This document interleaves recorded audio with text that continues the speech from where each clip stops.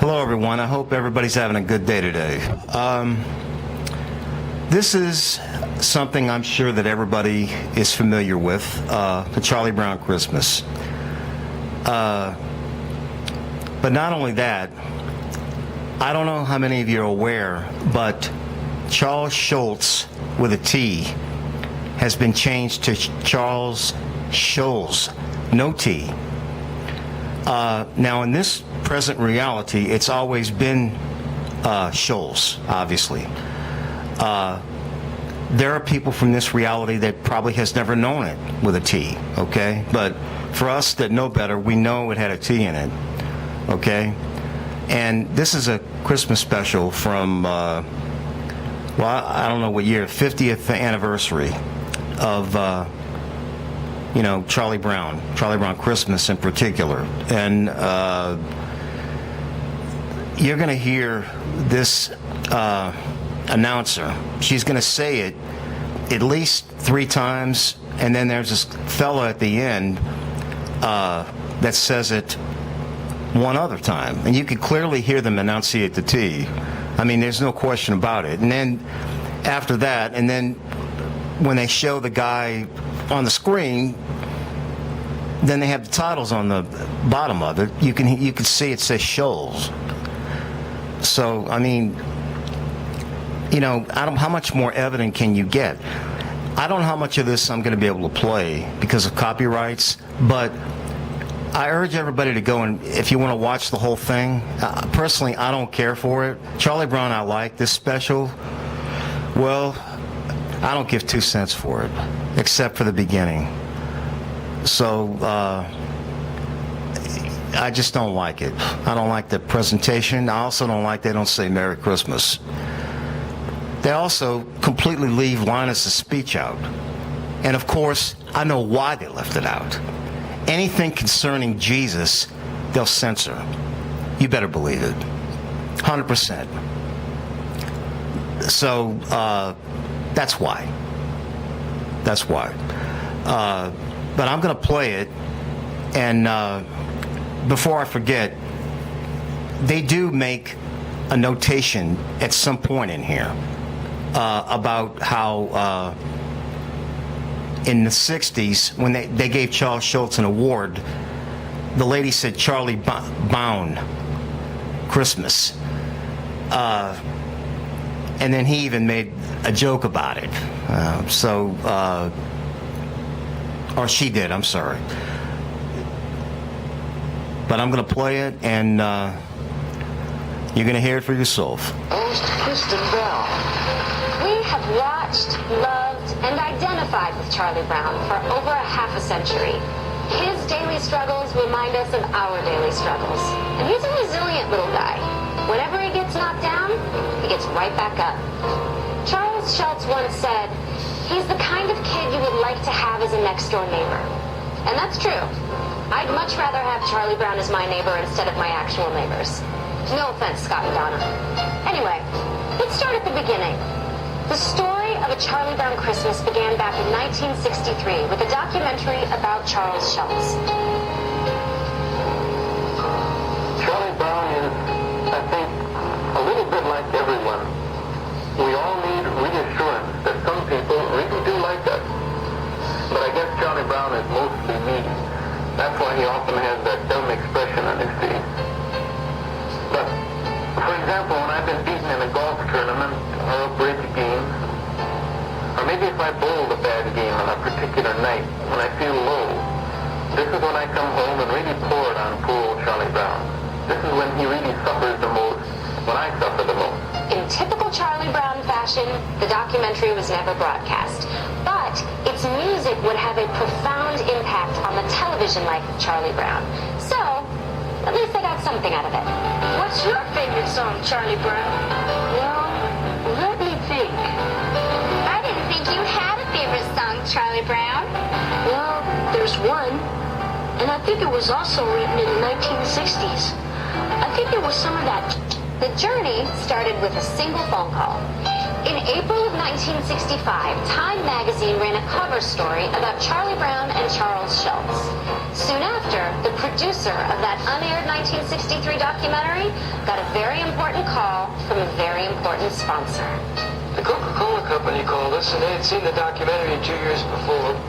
And they said, have you folks ever thought of doing a Christmas special? And I said, absolutely. And they said, well, send us an outline by Monday, and maybe we'll consider it.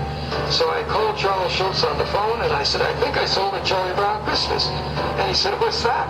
I said, it's something you're going to write tomorrow. And there was a pause, and he said, okay, come on up. We can do it.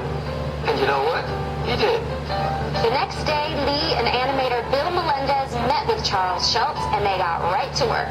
They literally had one day to put a story together. They knew they wanted to feature a Christmas play, which they pulled right off of this strip.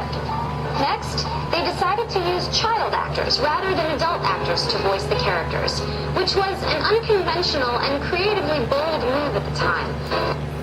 Well, there you have it, folks. You heard all the enunciation of the T. There's no mistake. They all knew. And this is really not that old. I think it's from 2015. So there you have it. All I know is that this one really hit me pretty hard. The reason being is because I still have all of my childhood books from Charlie Brown. That's all that I have. I mean, that's all I have left. I mean, that I wanted to keep because I figured that they would be worth money later on. And it was my favorite as a kid, you know. And when this happened, when this whole thing started, when I officially woke up to what was going on in April or May of 2016, I said, wait a minute, I know that's got a T in it. I says, I have proof. I said, my books. Sure enough, I went to my closet, opened the box, took it out. Charles Schultz. Couldn't believe it. I was shocked. Just like I was shocked on the 9th of November when I saw my local O'Reilly, formerly O'Reilly's, okay,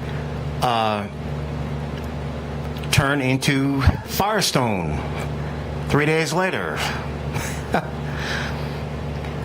I mean, people all over the world, you guys, they're saying, look, I'm not crazy. I have all my faculties. I'm very sane. I know what I'm doing, and yet this is happening. Okay? For those of you that are trying to tell people about this Mandela effect, and they think they're trying to shrug it off and they're trying to convince you that something's wrong with you, nothing's wrong with you. Nothing. This stuff is happening. It's for real. And I have a theory about what's going on. I think that the people that don't see this, possibly, and I said possibly, might be under what the Bible calls the strong delusion. I don't know if it is or not, but I know one thing, that our reality is changing, and it continues to change.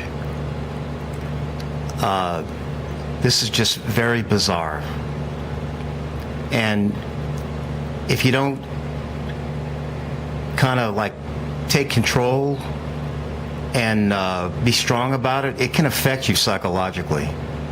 Make no mistake about it, this is a psychological attack, just like it is a spiritual attack.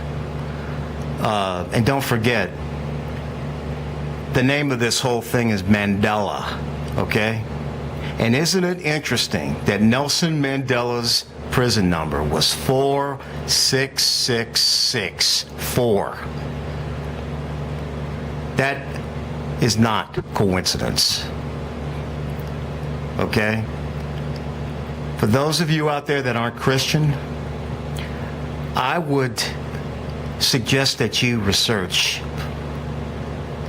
the Bible. I really would. Because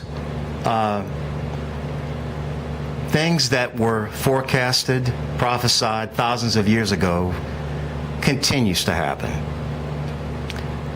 So